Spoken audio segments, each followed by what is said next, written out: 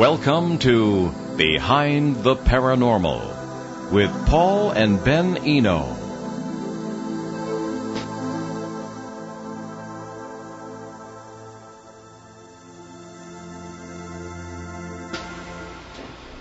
What exactly are miracles? Do they take place today? Are apparitions of the Virgin Mary a reflection of our need for the feminine instead of just the masculine in our experience of God? Well, hello there, and welcome to the 275th edition of Behind the Paranormal with Paul and Ben Eno. I'm Ben, and those questions came from my co-host and partner in the paranormal, my dad. And we are back after our Labor Day break and our trip to the Exeter UFO Festival in New Hampshire. But before we welcome tonight's guest, it's time for, well, you know what time it is, the Paranormal Contest.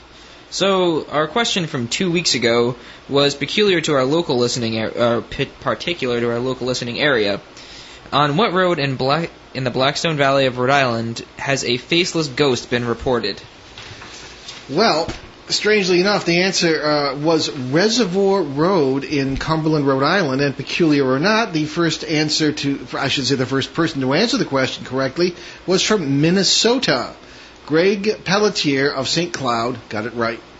This week's question has two answers, and if you get both, you have to get both to win. How many ghosts are said to be in Denmark's most haunted castle? Wait, what? How many ghosts are in Denmark's most haunted castle? Okay, anyway, get that right and win a copy of Marian Apparitions Are Real by tonight's guest. So call us locally at 401-76-1240 or nationally at 800-449-1240. And our friend Shane Eno from Denmark is not eligible to answer the question. Head of the Paranormal Institute. Well, no, I just don't. You have to get two. There are two answers to the question. You have to get both to win. What's the castle and how many ghosts are there? Oh, okay. I'm sorry. I didn't think it was that difficult. No, I didn't know you had to name the castle because it's how many ghosts are said to be in Denmark's most haunted castle. So I did. So. Well, I can see the point. Yeah, maybe. Yeah, because you didn't say what is the name of the castle and how many ghosts are there. The wording could be deceiving. Yes. I suppose. So what is the name of the castle and how many ghosts are in it? Right. Okay. Now everyone's thoroughly confused. Let's get to our guest before anything else happens. Kevin A. Cook is a longtime student of the paranormal, a former minister and a convert to Roman Catholicism.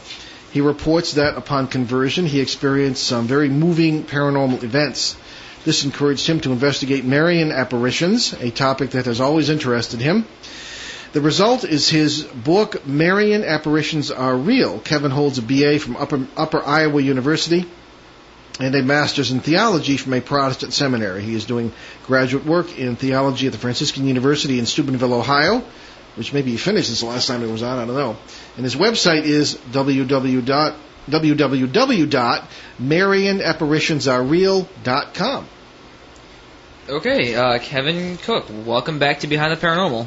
Well, it's good to be back. Always good to talk to you fellas. I follow, even when I'm in between times, I follow your show all the time and listen to downloads.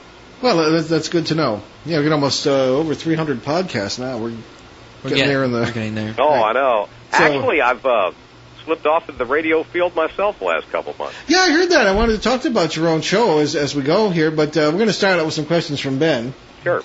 Okay, so how would you define a miracle? Well, a miracle would be something which seems to be from unnatural causes. It would be beyond normal human rational expectation. I think that would be considered. All right, something like Dr. Rhea White, the parapsychologist, might say exceptional human experience. I think that would cover it, yeah. All right. Well, that brings up, I'm stepping on Ben's questions here already, but that would bring up an interesting point. Does it have to be religious to be a miracle? Religious no, in actually, connotations. I don't think it does. I really don't think it has to be. Of course, my interest is mostly in religiously oriented miracles, but I've had what I would consider miracles myself that are certainly non-religious. Okay, well, we'll give it to them in a minute. Why don't you, Ben's next question is related to that. Yes. Oh, okay. So miracles exist in many different religions. I can't hear you too well. Oh, sorry. So miracles exist in many different religions, even pagan ones. So do you think that there's a difference between these and miracles that happen to Christians? Well, this, I guess, is kind of a situation where the answer would be kind of subjective and kind of beyond my pay grade. The Bible speaks of satanic forces being able to produce miracles, but I don't know necessarily that would be of a satanic derivation in other religions. To be honest with you guys, I can't give anything but a subjective answer. In my estimation, they're not all satanic. They don't have to be Catholic, shall we say. My ex-wife is a Baptist, had what you consider a miracle occur to her, and though she's fairly religious, it was certainly a miracle and didn't have any Catholic content to it at all. So, in other words, it's a murky area. I can't really give a definitive answer on that. Yeah, I hear you on that. I know someone who claims to have been healed of cancer, serious cancer, at the temple of Isis at Abydos in Egypt. Right. At the it's called a place. I guess there's a place in there called the Assyrian. It's the only such setup that's known in Egypt as far as the temple of Isis is concerned. But Assyrian referring to Osiris, but this water that comes up out of the ground there apparently. And apparently it's actually at this point flooding the place. But this guy bathed in this, and he claimed he was healed of cancer. So, I mean, maybe God is bigger than all this stuff. He may be.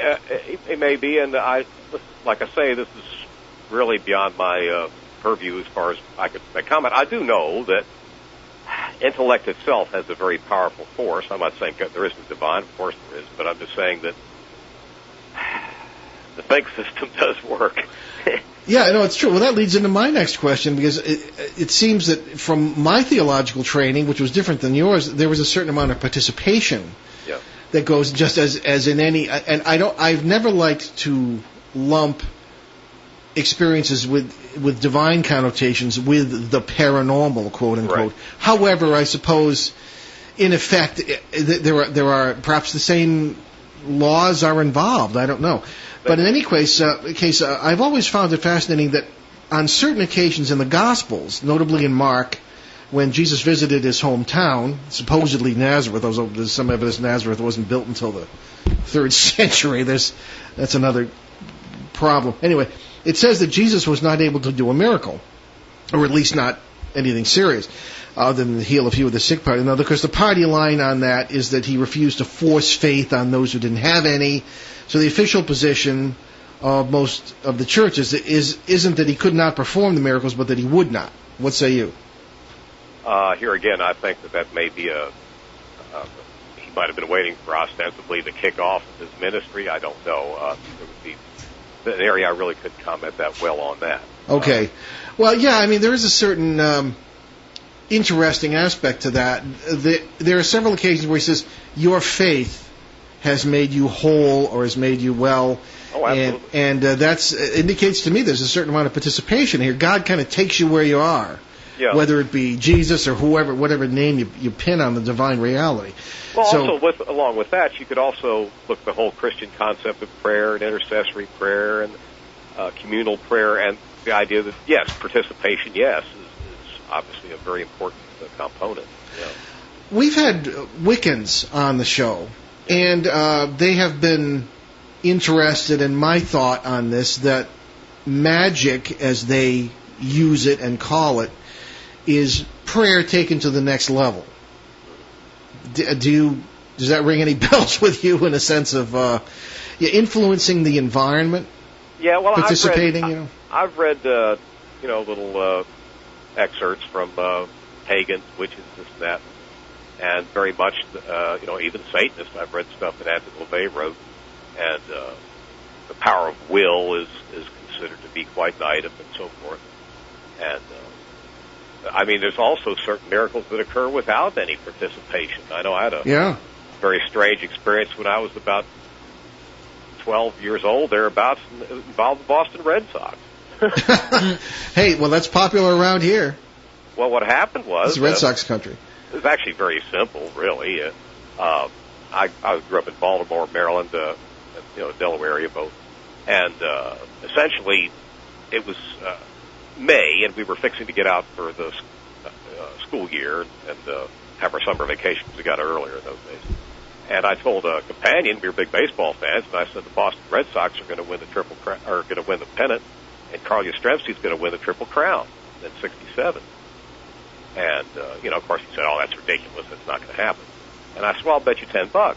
And I said it, at that time, I said it just with great certainty. I mean, if you talk to Dick Williams, the manager of the Red Sox, who finished 9th out of a 10-team league the previous year, he just said, oh, no, you're being optimistic, Mm-hmm. He'd be happy to get the 500 ball. At any rate, both those things happened, and when I saw him again in September, we came to the next school year, he was dumbfounded and, flipped me the $10, which at the time was quite a lot of money for a sport kid.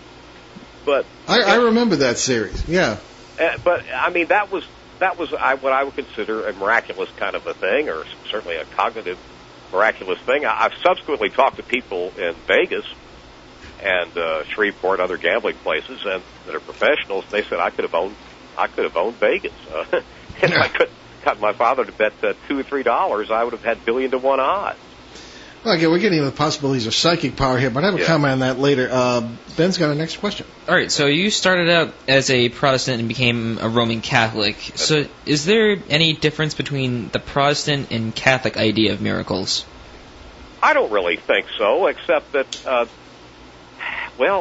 in Catholicism, and I'm going to speak subjectively because, we are what we are, right?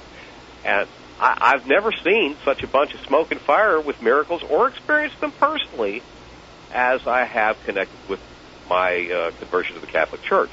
And, I was a Methodist minister way back when, and all this, and though a little hard-bitten for the ministry, I still, of course, was, sincere in it.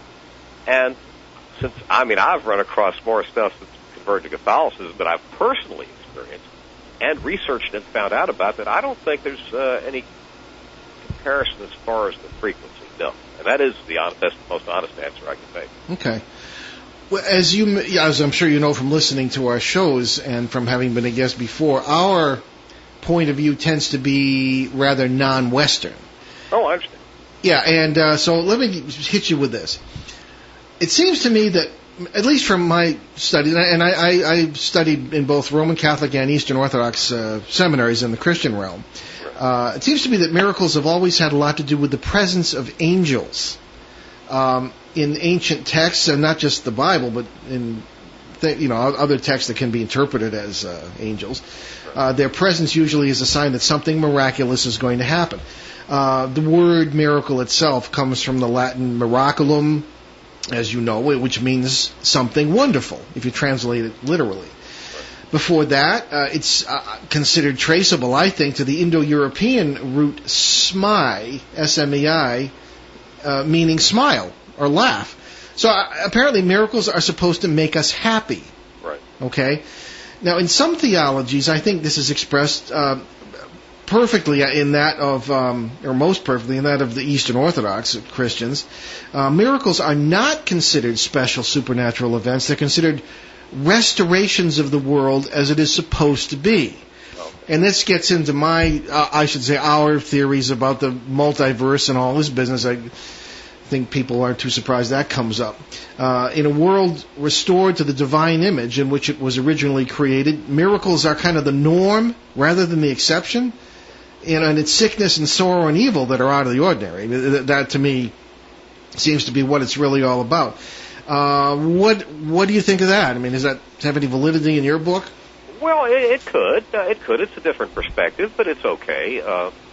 The norm in this world is misery and doom and gloom, it seems to be. Well, it depends what we make of it, I think. No, I think it exists here as a regular basis.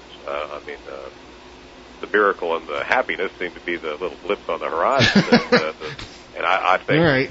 Maybe I'm just take a different view, which is just... Yeah, no, I hear you. But I'm saying there's no doubt. This is, even in the Hail Mary, it's, this Valley of Tears, it's exactly what it is. Yeah. And, it'd be nice and lovely if we were all skipping down the road, but it's not that way. And that's just my view. Like I say, I'm not president of Notre Dame University or anything in that connection, but I think the doubt that this is a grim world would be kind of crazy. Even Jesus said sufficient into this each day, the troubles they're in, and so forth. And, obviously acknowledging the difficulty factor in this world. So miracles would definitely be highlighted here as opposed to be the norm. Okay. Right, Ben's got another question. All right, so let's get to your book, Marian Apparitions Are Real.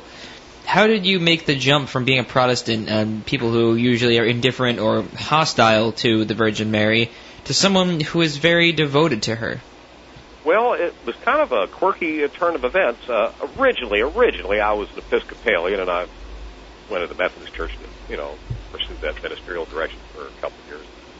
But I guess I give that as a preface because the Episcopal Church is kind of Catholic light. I mean, you did hear some background of these things, but not to any great extent. I guess I come by it naturally because even when Sue, my ex-wife, and I were living near Delaware and a student Methodist charge, we investigated bleeding statues up in Wilmington in an Episcopal church of all things. And I guess so I come to be innately curious of this phenomenon. And also, like probably yourselves, I mean, even though we have some differences of approach and this and that, I guess you all are also indigenously curious to this phenomenon. And Sure. I guess just being an old cynical salesman, too, I mean, where there's smoke, there's fire, basically. And something that all these many people have seen by the millions as witnesses, I wanted to know what the basis of it was, because obviously there was something going on. To say they're all subject to mass hysteria is kind of not likely. Yeah, it's the armchair approach that And the what person who happened- wasn't there, exactly. I'm not one to believe in mass hysteria. I mean, if we had 50,000 people outside your studio that saw the sun jump up and down, turn around and pick a bale of cotton, then we saw something. I don't think it was all one person. Anything can happen in Woonsocket. Perhaps so. Perhaps. But what I'm saying is, I don't see that. I've never been a big believer in mass hysteria. Like these yo-yos are saying, the Phoenix Lights, where some of them are saying it was mass hysteria. Yeah, we haven't either. Well, yeah, but I mean, there's a certain bunch of people that I don't care what they saw. They don't want to. They have blinders on, and they don't want to have their perception of reality altered by the addition of some bizarre circumstances. Don't bother me with facts. Exactly. Yeah. But what happened was some really nice things when I was drawn into Catholicism.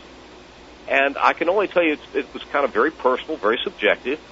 But, fellas, what happened is for about it was about circa 2004, I was, it was like I saw the Virgin Mary everywhere I went. It was like the whole subject matter of the Virgin Mary and Marian apparitions was popping up every 5 minutes. And, I know that sounds silly. How did it happen? Well, I would just run across allusions to it and things, literature and all this. And it was almost to the point where somebody was like slapping me on the head, like, look into this. Mm-hmm. And yeah, she does that. well, I finally said, okay, I'm in. So what I did, and I'll be candid and honest about this, was not just one straight road to writing the book, is I joined St. Elizabeth Anstey. This is a 26,000-member Catholic church here in Keller, Texas, suburb of Fort Worth. And I started to go to the RCIA program, which is a year-long program to break you into the Catholicism, see if it meets your needs, your belief system, and all that. Okay. Well, now I had a stopping point after halfway through, and I'll be honest as rain. It was some of the child abuse issues started disgusting me, and I said, look, I don't know about this, but these same feelings and allusions to Mary popped back. So the second year, I finally followed through with it. In other words, other things were getting in the way, but I said, well, air and things going on here, it doesn't, throw the baby out with the bathwater. And got allergies here. I'm sorry. No, it's all right. What happened was, I started going to the RCIA program, and was relatively happy with Catholic theology for the most part. And I went to, you have to go through the whole year-long program to join the church. And first time I went to Mass, I was used to the East Coast, out where you are, and all the churches were fairly Gothic-looking, and, you could tell where the holy water fountains were. And the ones here in town, it was such a modern place, it looks like a movie theater lobby. And when I first went there, I didn't see where the holy water fountains or what I identified as the holy water fountains were, so I sat down on a bench waiting for the service to start.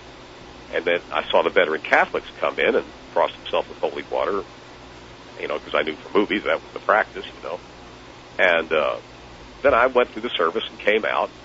and I was trying to beat the crowd to the parking lot because there was 2,000-3,000 people, 2,500 anyway in that service. The parking lot would get crowded, so I have a type A personality anyway. So I crossed myself with the holy water, and it was like a powerful, tremendous chill went through my whole torso. And I noted this, and it wasn't with any great anticipation. I applied the holy water. It was not like now I'm applying the holy water with any great import. It was done mechanistically. And yet I still felt that, but I noted it going out the door like, wow, what was that? And it happened the first 2 times I went to service there. And I mentioned it to the deacon who was in charge of the RCIA program, and he said, Kevin, you're not the only one that's experienced that here. And anyway, and subsequent to that, I found also, from talking to other members of this class, there was perhaps, it's a big old church. I mean, when they had an entry class, it's probably 100, 120 people. And several other of the other members, my fellow members of this RCIA class, had somewhat similar, unique, little unusual experiences occur to them. Okay. And that was, I guess, kind of an entree into Catholicism. And, of course, what happened in 2008 was the real boost to it. I've always been in love with upstate New York. I went up there for a property buying. Yeah, went to school there myself, yeah. Well, I mean, I'd be there today if I could work it. Yeah. And I'm working on it. Okay. But anyway, I flew into Albany, and I spent a couple days looking at property. I was going to spend Wednesday being a tourist in the Mohawk Valley. And I came across, the first 10 minutes, I came across Our Lady of Martyrs Shrine in Auriesville, New York. And, Bill Auriesville, same. Yeah, been there. And anyway, I was there about an hour and a half, and for the first 45 minutes, I smelled an overpowering, just cloying smell of roses. And I've got bad allergies there. I'm sniffling on the phone with you now. Uh-huh. And I knew, well, I should. It's 105 degrees here today, Dustin. Oh, good Lord. It's been that way for the 69th straight day of 100 degrees. You've got to be kidding. No, this is the hottest summer ever on record in Texas as of I've March. heard that. I didn't know it was that bad. Wow. There's a place out near town, Midland, Odessa, fairly large population center, hasn't had rain in so long, and their lakes are just about dry. So that's almost paranormal itself. But, yeah. But anyway, with all these allergies, I was up there, and I smelled this powerful smell of roses. And if they were right here in the room with me on the desk, I couldn't smell them that strongly. I've never smelled anything, any time in my life that strong, even in greenhouses. And I am in the wholesale plant business, so I mean, I have some familiarity with it. Anyhow, after about 45 minutes of smelling this stuff, I went into the museum up there and spoke with the curator. And I said, lady, what's so fragrant up here? I mean, pines, maples, I don't see anything fragrant. The only flowers were 20 acres away. I mean, nothing that anybody could normally smell. And she looked at me surprised. You smelled it too? And I said, yeah, I guess. And she showed me on a map where the strongest sensation would probably have been, and it was where the first rosary was said in 1642 in that neck of the woods there. Oh. And she said that in her 12 years of working the museum, every 6 months or a year, somebody comes in and, yes, does smell it. Well, that's a common occurrence. Is the divine aroma or I can't for the life of me remember the actual term, but odor of sanctity. Odor of sanctity, yeah. Associated with very often even the bodies of saints, icons, statues, sometimes places such as you referred to. Very, very common occurrence in the world of miracles, I suppose. I guess, well, you certainly answered Ben's next question already. He was going to answer. Yeah, I was going to say, what paranormal experiences did you have after your conversion? Yeah, exactly. So anticipated that. And we're going to take a commercial break here, folks, right now. Behind the Paranormal with Paul and Ben Eno on WOON 1240 AM and ONWorldwide.com. In New England's beautiful Blackstone Valley, where, unfortunately, there are allergenic plants. But in any case, we'll be right back, and we'll continue to talk with our guests. I'm going to get off script a little bit to ask a couple of questions that I didn't think I was going to ask Kevin Cook, and we'll be right back. It's coming again. The 7th Annual Sunsplash Christian Music and Arts Festival. Live music all day long. Free food, terrific activities for the kids, a free raffle, a bouncer, cotton candy, popcorn, and on it goes. Last year, hundreds of your neighbors made it out to Sunsplash. And this year promises to be better than ever. Live bands will set the beat for a day of celebration, fun, and meeting new friends. You'll not want to miss Sunsplash 2011. The 7th Annual Sunsplash Christian Music and Arts Festival, coming Saturday, September 24th, 11 a.m. to 6 p.m. at River Island Park off Vernon Street in Woonsocket. Sunsplash is brought to you by Harvest Community Church and is co-sponsored by the Woonsocket Prevention Coalition. Call 766-1777 for more information. Now, we're going to have a ball, but it won't be the same without you. So mark your calendar for Saturday, September 24th, just days away, and we'll see you at Sunsplash. Rain date October 1st. You can depend on us for public service. ON Radio. And we wanted to remind you, as we always do each week, of the wonderful handheld little e-reader known that you can get from Amazon Kindle. And Amazon.com, of course, the tremendous online bookseller and the seller of a lot of other amazing items, too, has the Kindle, which can be purchased for as low as $114.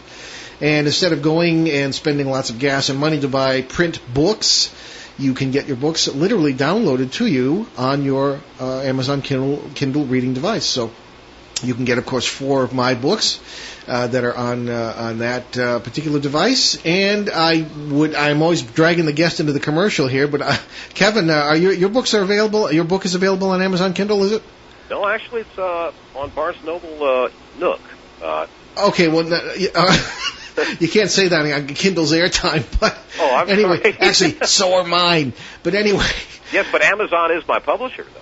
Oh, there you go. Very good. Okay, so anyway, Amazon.com. Check it out, and Amazon Kindle is the device, and it's well worth it. There still is some summer left in winter, and those either those warm weekends left on the beach here or anywhere else, and the cold, long winter evenings. Either way, the Kindle is a great device to use, the e-reader, and again, check it out. So Amazon Kindle, Amazon.com, or Staples has the Kindle for you.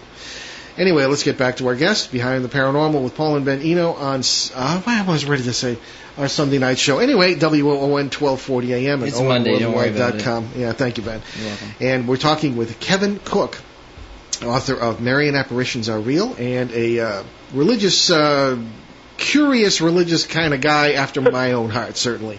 So, Kevin, I'm with Ben's forbearance here. I wanted to ask 2 questions that we had not put in our script today, but I think that would be very interesting. One is that last night on our CBS show, we did of course, a commemorative of the 9/11 tragedy, attacks, certainly.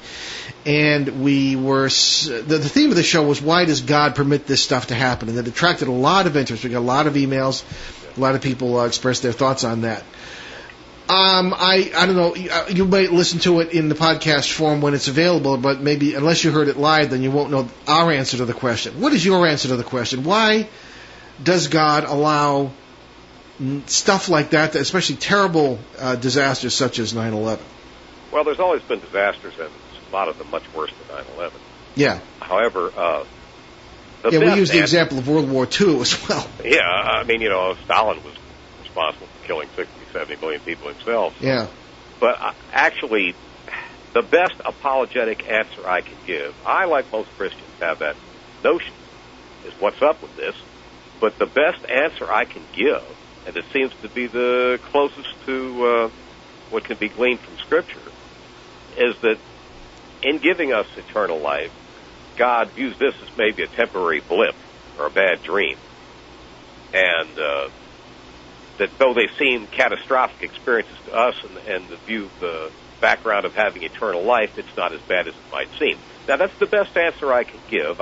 You can come up with other aspects of things like it's the devil or this and that, but I ain't buying that because God's overall in charge, and I would have to think He framed the circumstances of the world. To be honest with you, that sounds like kind of a limp-wristed answer, but that's really the only one I can honestly give. No, I hear you. Actually, at least as I learned it in my seminary, the party line answer is something like, free will, freedom. Yeah, if I know, you, but I ain't buying that. you've heard this before. You know, if I know, you were, yes, I know. if there but I don't was really no buy choice that but either. good, you'd be a robot. That sort of thing. Yeah, but I don't really buy that either. Yeah. Well, neither do I. Yeah. Our answer, of course, as you might not be too surprised to hear, essentially has to do with the multiverse and the unity, all possibilities, this sort of thing. Well, before I even say that, there is another thing that we have suggested, not we have suggested, but have pointed out that others have suggested, is that maybe God is not all-powerful in the sense that we have thought of him as being, and that he is learning from his creation. He is all good, maybe, but is learning from his creation, and that and the idea, and this I do believe, that we are not the center of the universe. No. My personal belief is that God is all-powerful, is all good, and that he has created a perfect creation. It is not imperfect. From our, as you might say, limp-wristed point of view, it's imperfect because it doesn't suit us and it doesn't revolve around us. These are all things. I mean, who knows? But well, we could say, for example, that just a prosaic little exceptional military career like mine, that basic training was unpleasant, but yeah, tell me about it. But I mean, didn't last that long. No. And in terms of us really being immortal beings, a few divorces or this and that. Don't be too subjective about it, but that wouldn't be really that bad. Well, that's the thing, and I point out again from our perspective. I mean, we together. It's not individually make our own. I think we together kind of make the world what it should be or shouldn't be, and that we look at all the things that don't happen that could. Well, exactly, and I think there is, to an extent, seems to be some validity to the basic underlying Christian principle that you have to ask to receive, to an extent, like we were talking about the interactive business. And if you do invite God into your life and, make straight away your paths, this, that, there is a degree of benevolence that follows you. I know I've had some. Well, Christopher Hitchens might not agree, because one of the ironies of the 9/11 attacks was they were supposedly carried out in God's name. And, of course, people said, aha, if you do away with religion, then all of a sudden you won't have any more problems. I mean, how naive do you have to be to believe that? And if it weren't for religion, people would find something else to fight about. By the way, I could just throw this in. There's a lady named Susan Lindauer I had on my show Friday that's an exceptional whistleblower that we should look into together. Well, along the 911 issue. Yeah. But anyway, I don't mean to change the subject. But so I mean, I could say like an overall answer to the question. I mean, I could give the answer that best seems sensible to me, and that's really all I can do. I can't really speak for the Catholic Church and what have you, but I can say that there does seem to be an interactive aspect to God answering prayer and protecting you, and maybe if you don't care about God, He doesn't care about you that much. It could very well be. I don't know. Ben, did you want to jump in on this? Because you had a lot of good things to say last night when we were talking. Give me something. Give me a few minutes to think of something, and I'll come back. Okay, we'll just jump right in. All right. Well, the other thing here, Kevin, is a question that does not often come up, but I think people would like to ask it if they could think of it, so to speak. The feminine aspect of God. In the Eastern Church, there is, albeit a very careful, and it's still male-dominated and all this stuff, but there's a very... there is an acknowledgement of the almost feminine aspect of the Holy Spirit. Chokmah, the Hebrew word for wisdom. Sophia, the Greek word. They're all feminine words. There is a certain nod to the divine in the divine triad, and that is only true of early Christianity and Judaism, because way back to the 60,000 years or so to the Bushmen and the people I talk about in my book Turning Home. What's your thought on that? My thought probably is going to be something you wouldn't agree with, but it's not like I have that powerfully constructed thoughts on it. Yeah. But in essence, I really think that the God issue and the divine issue is not feminine or masculine. I think that's mankind trying to thrust their own concepts on something that they don't understand. Well, you could say the same. Okay, I'm sorry, you didn't finish. I'm sorry. Go ahead. No, I mean, in my opinion, I don't really see a masculine-feminine issue. I think the godly input is above that. I mean, I think that perhaps mankind is trying to interpret it in ways that they're familiar with them, but I don't really think that there's any validity. Yeah, well, I see what you're saying. I myself have very little patience with what is known in theology as anthropomorphism, imposing human characteristics on God or the gods or whoever. All right. However, when you do look back at our remotest ancestors, as I say, I went out of my way to research and even to talk to Aboriginal elders and people whose cultures go way back to Pluto, wherever. And these are people who said that people started out, and this was found by scholars in the 1930s, two people started out as monotheists, as worshippers of one God. And they later became polytheists, worshippers of many gods. And I've had theories about why that happened, which probably we don't have time to discuss. But the point is that there was always this notion of the triad, of a father, a mother, or a Holy Spirit, whatever name you want to use, and a child, which was usually us, or in the case of the Christians, Jesus, who his whole point is that he took on flesh, became man, and that's important in Christian theology. And they did it physically. That's important in Christian theology. Yeah. So that's the reason I asked the question. Since the concept is human, and in a way that I think kind of goes beyond anthropomorphism a little, we've got a notion of two men, and where's mom, so to speak, and the notion of the Virgin Mary. That definitely is a maternal symbol. I know. You can't get around it. I don't think. I really don't know. I mean, that's just my opinion. I view her as a messenger, just like an angel might be, in my opinion. Okay. I feel she has a little more of an intercessory circumstance, but I think that's because people are more familiar with that maternal role and feel comfortable with it, as opposed to any other reason. Okay. So, all right. That's my opinion. All right. Ben, any further comments? I had some, but I don't know how to word it, so... That would be unusual for you. Well, no, not really. That's not unusual at all. Because I have lots of things to say, I just don't know how to say them. Okay. All right, well, I respect that. Well, I'll just keep yakking, and you just jump in. Right. All right, I'll get back here to what other things. We wanted to talk about some major Marian apparitions with Kevin here and point out what characteristics they might have in common. Kevin, you're the expert, so whatever examples you want to use. Well, actually, I'm not trying to be hard to paint a rear end yet. I thought we were going to basically the thrust of this particular show, although it would border on Marian apparitions, is more miracles connected with Catholic saints like Padre Pio. Sure, okay. It's your interview. Let's go. Is he a saint now? Yeah, he was canonized. Oh, I didn't know that. I heard about him growing up, Padre Pio. Well, why don't you tell us about Padre Pio? Well, he died in 1968, but his career was, being in relatively modern times, was very well chronicled, much more so than, to me it had more meaning because there's a whole retinue of people that followed him around. He was born around the turn of the century, pardon me, and was always very devout, and a lot of miracles occurred that the first reported miracle, chronicled miracle to him occurred in 1908, for example, but he developed a following greater and greater and greater, so that towards the end of his life, there were hundreds of people that would line up to get confession from him. And so that's why, I guess, his particular example, I just take it to heart more so because it was more identified and more scrutinized than something in yesteryear even. Now, he lived in northern Italy, am I wrong? Yes. Okay. And, for example, in 1908,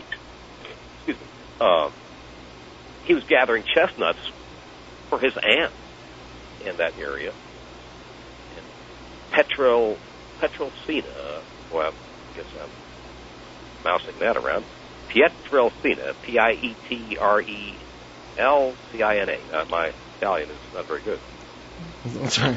And in any case, he was gathering these chestnuts in a little burlap sack for his aunt, and he brought them to her and what have you. And a few days later, she was in a little household accident where her face was burned.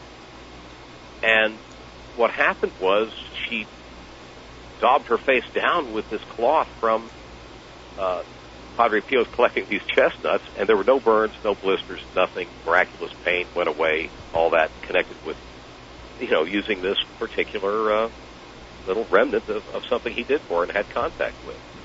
And there's many others. In the Second World War, it was kind of like reminiscent of Jesus and the loaves and the fishes. Of course, he was in Italy during the Second World War and so forth, and he was giving out bread at a church. The friars were giving out bread. They wound up giving like double or triple the number of loaves out that were actually delivered by the sources. And I mean, this, here again, each individual miracle, alleged miracle, I can't, stake my life on. But I guess, like, similar to other things we study in the field, like all the shows you have, you can't, hang your hat on each individual ghost sighting. Yeah. But in their totality, you can. Mm-hmm. And there was, it's just unbelievable amounts of, and that was a similar related miracle with hosts where, they start out with just a handful of hosts, and Padre Pio runs around giving communion to hundreds of people. And I remember that, yeah. So, I mean, these are, like I say, in their totality over all the studies of this man for, 50 years or something, there is some validity to this. There really is. Okay. For example, another woman during the Second World War saw this Pio, because, like I say, once again, he had hundreds and hundreds of visitors that would visit him at his monastery there. And her son was an officer in the British Navy, and she had heard that the ship was sunk, and she was afraid her son had died. She hadn't heard anything. And what happened was, I guess she was coming to Padre Pio for solace, and he told her exactly where the son was, that he'd actually been rescued from the British ship, that he was staying in a hotel at some given place, and that he would get up with her the next couple days. And this is before, obviously, any of the people that were, survivors of the people on the ship would have been notified of any comings or goings. Obviously, she was distraught. He just had uncommon knowledge of things. People would visit him, and they would, say, speak in a language like Romanian that he had no knowledge of. And he could do what's called transverbation, where he could make himself known to them and them to him in clear-cut terms. And how he did this, I don't know, whether it's some form of telepathy, can't say. But all these various things were associated with Pio. I mean, there's whole books and books and books with numerous, miraculous accounts. Yeah. I understand he could bilocate as well. Yes, bilocation. And this was something that was very well authenticated. He could bilocate. There was one, relatively high-scale diplomat that had seen him in another country when it was well known that he was in place physically in his body in Italy. Mm-hmm. And, he would even be, sometimes when people would bring these issues up to him, he'd even become cutesy about it. Like, yeah, well, the heck of a stare you had, or something like that. And he was quizzed on it, and he said, it's a miracle to me, too. Well, now, of course, we're getting into, textbook paranormal phenomena. Right. And you wonder what is, in a manner of speaking, does God bless the work of the psychic who tells the police where the missing guy is, as he apparently did with Padre Pio, telling the woman where her son was? And where do you draw the line, or do you draw the line between what is divine? I don't know that you really can. This is such a mishmashy kind of thing. No, I hear you. I mean, for example, back to the odor of sanctity. One of the things that led me into the study of Marian apparitions was the prevalence of the odor of sanctity connected with Marian apparitions. It was kind of like a pre-existing interest, was accentuated with the experience in New York, and, one thing led to another, as things seem to in life, and Marian apparitions are replete with the odor of sanctity, and also, of course, that slopped over into the lives of the saints, because another thing connected with Padre Pio was, yes, the odor of sanctity. That's right, yep. He didn't wear cologne. He led a monastic life. They didn't run around wearing cologne, and yet this odor would follow him around like it did Catherine Labour who was a big Marian seer in the Rue du Bac circumstance, 1830, connected with the miraculous medal, for people that don't know that. Mm-hmm. But in any case, this odor of sanctity followed the personages of these saints around all the time. And that's, I guess, what led into one big montage of research I've done in this. It tickles me all over the place. Okay. One thing that I find fascinating is that people's cultures often seem to influence the experiences they have when it comes to miracles. For example, in the Eastern Church, you would have bleeding icons rather than bleeding statues, as usually they don't use statues. Although you have similar experiences with the order of sanctity and healings, this kind of thing. But also in pagan religions and the things that have nothing to do with the Christianity, there at times seem to be miraculous occurrences, and it's almost as if God is bigger than the religious labels. I mean, do you find that? Well, it's possible, but I'm not ready to buy into that, being so firmly Roman Catholic. But that's okay. I mean, in other words, there's things that in all honesty, I have to just forget whether I'm Roman Catholic or not. Just as a sensible person, you have to acknowledge that, yes, there are, say, ESP examples that have nothing to do with Catholicism or Christianity or Buddhism or anything else. Like my example with the Boston Red Sox and Carl Yastrzemski. There was no Christian connotation to the Red Sox, at least none I know of. Okay, yeah. And, we think that what's happened with Emerson so far is pretty miraculous around here. Well, Ben's got a question, but I wanted to remind everybody, I always forget to give the phone numbers. We do take calls on this show. 401-766-1240 locally, because I know a lot of people are interested in this subject, and nationally 800-449-1240 to talk to us, or Kevin Cook, our marvelous guest this evening. Ben had a question. So this brings up the question, this whole little discussion we've been having. Yep. Is God religion? I think religion expresses various aspects of God. I think he's bigger than religion per se. But I think that here again, I'm only speaking from a subjective vantage. What I do believe, on similar ground to yourselves, there's not a doubt in my mind that there is a multiverse, that there's overlap, that things are a whole lot. Even in the book, I mentioned in the forward to it that it's a lot more mysterious world than we think it is than just the, width, length, and height of things. Certainly. And as far as there's aliens, obviously there's aliens. There's 6 sextillion planets or bodies out there that they've identified, even with our limited knowledge now. 50 more planets were discovered last week. Exactly. So, I mean, it goes up astronomically. I imagine in 30 years it'd be 26 billion. Astronomically. You got to like that, Ben. Right. Yeah, so, I mean, it would be, to me, when people pose this question, I say, well, just logic would say there are other creatures there, and no, I don't think they're all demonic. I mean, I get that a lot, Well, there are plenty of negative guys out there. I'm sure there are. Yeah. But what I'm saying is, it's when Jesus said, in my Father's house are many mansions, I go to prepare a place for you, I think he's alluding to a lot more complexity out there than, we realize, and that if he is going to prepare a place for us, that's all well and good, but there's other pre-existing circumstances out there, dimensions, whatever you want to call it.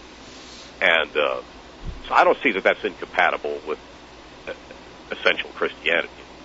Well, there is a deeper level. Ben's got a question about that, too. Okay, so in your book you talk about the pivotal timing of apparitions. What do you mean by that? Well, not all apparitions have pivotal timing, and it's been estimated, and this is just an estimate, that in the back of the book is an appendix with perhaps 150, 200 different apparitions, that events that have occurred just since 1900 to the current day, roughly a little over 110 years. And by the way, I got that from the University of Dayton's International Marian Research Institute. And the book, by the way, has been put on their reading list, which I think is kind of a little... It's a good book. Academic accolade. Yeah. But what I'm saying, though, is that if we extrapolated that backwards, there's been 2,500, 3,000 apparitions, and some of them have been for private revelation and what have you. But of the major public ones, there was a pivotal timing, very important timing, like the one at Guadalupe in 1531, where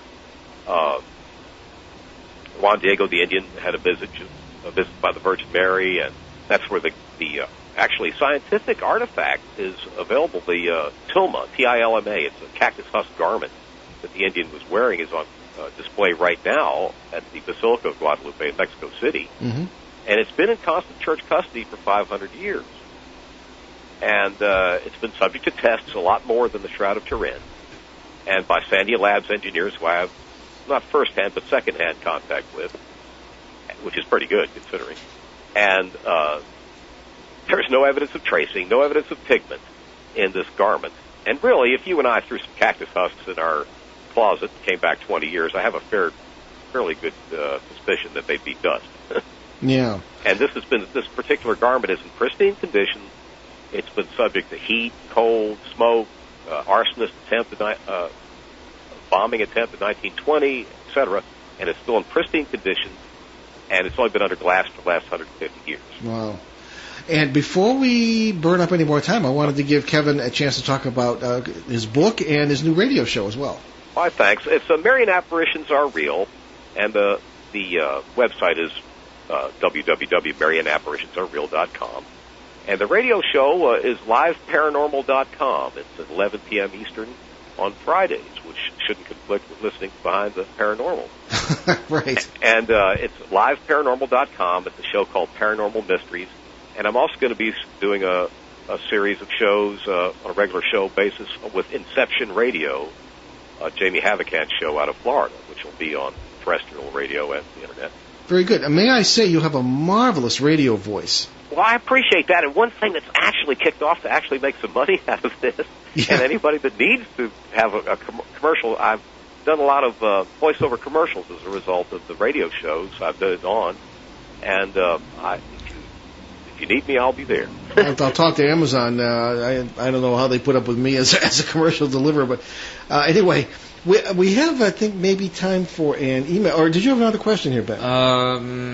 No. Okay, We're good. Time for maybe one email. And this came in relevant to last night's show, but I think it's relevant to this one as well because it's a pet peeve with me.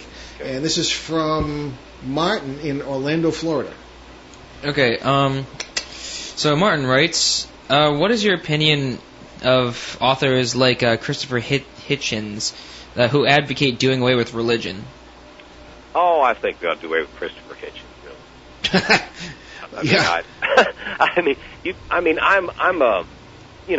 I have to be what I am. I'm not going to pretend to be what I'm not. And I'm fairly much of a Christian. I feel that God's revealed himself through the Christian message as such.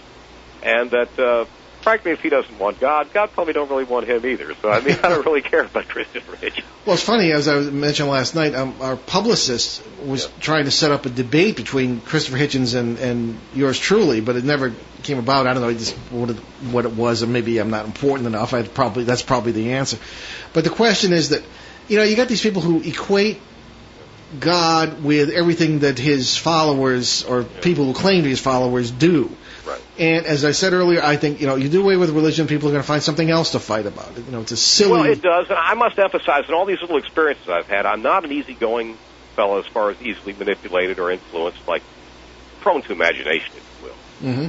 When I was going to college originally, and I could say this without mentioning the names, one of my roommates was connected with the mafia. Oh, dear.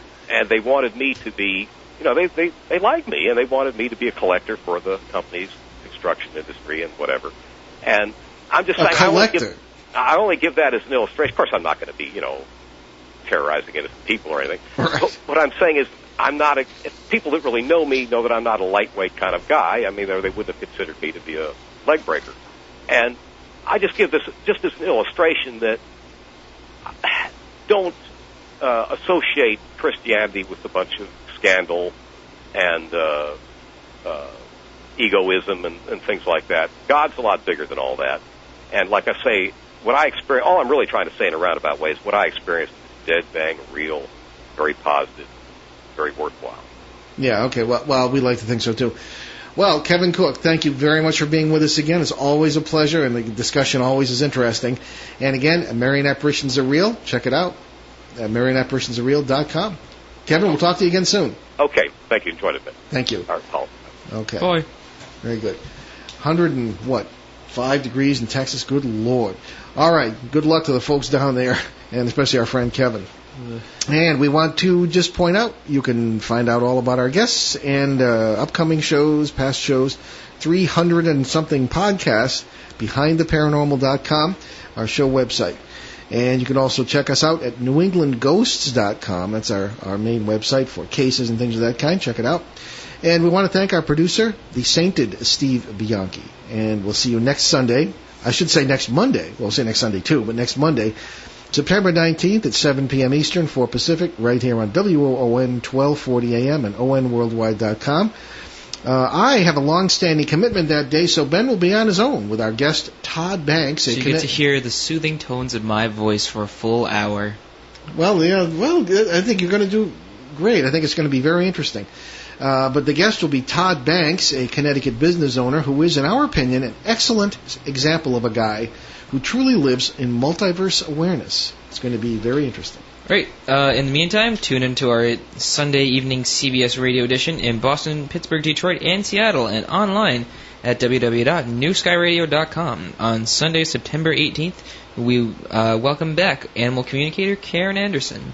And remember, you can always get free podcasts of all our shows, over 300 of them, along with show schedules and guest information at www.behindtheparanormal.com.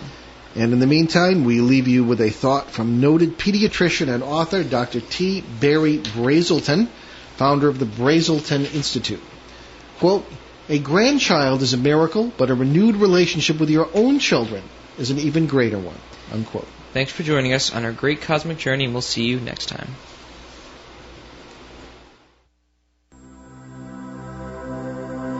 Return to this radio frequency 167 hours from now for another edition of Behind the Paranormal with Paul and Ben Eno.